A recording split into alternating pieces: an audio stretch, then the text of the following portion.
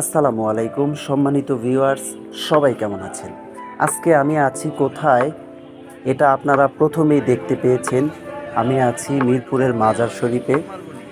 এখানে আজকে শবে বরাত উপলক্ষে অনেক মানুষ এসেছে মাজার জিয়ারত করার জন্য, অনেক দূর থেকে এসেছে, যে কারণে সন্ধ্যা থেকেই এই মিরপুরের আশেপাশে, মাজারের আশেপাশে যত রাস্তাগুলো ছিল সব পুলিশ ব্যারিকেড দিয়ে আটকিয়ে দিয়েছিল। আমি সন্ধ্যায় আসতে চেয়েছিলাম, কিন্তু মানুষের এত চাপ ছিল যে সন্ধ্যায় আসার মতো সাহস করিনি।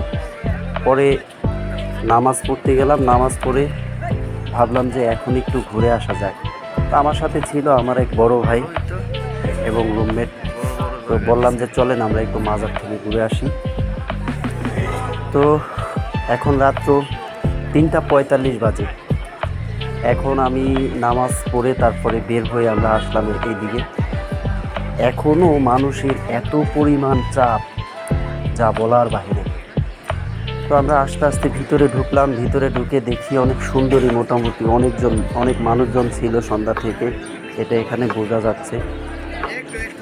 তো এর ভিতরে আবার ফকির মিসকিনগুলোও বের হয়ে গেছে, যারা মাজারের আশেপাশে চারপাশে শুধু বসে থাকে, মানুষের কাছ থেকে চায়। আসলে এই দেখতে যতটা সুন্দর, আসলে ভিতরে আরও বেশি সুন্দর। কিন্তু আমি এখানে থাকা অবস্থায় কিন্তু আমি এই মাজারে কখনো আসিনি, আজকে প্রথম আসলাম। তো মোটামুটি ভালো লাগছে।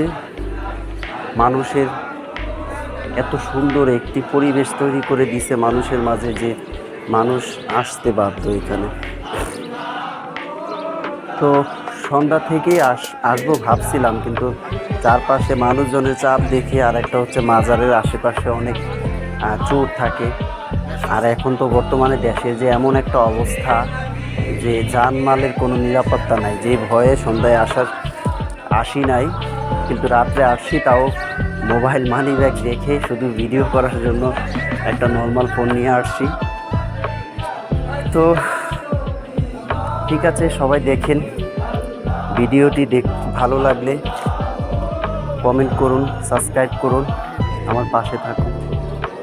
সবার জন্য ভালোবাসা রইল। সবাই আমাকে দোয়া করবেন, আমি যেন সবার মাঝখানে সুন্দর সুন্দর স্থান এবং সুন্দর সুন্দর প্লেসগুলো আপনাদের মাঝখানে তুলে ধরতে পারি। আজকে এই পর্যন্তই। ভালো থাকবেন সবাই। আসসালামু আলাইকুম।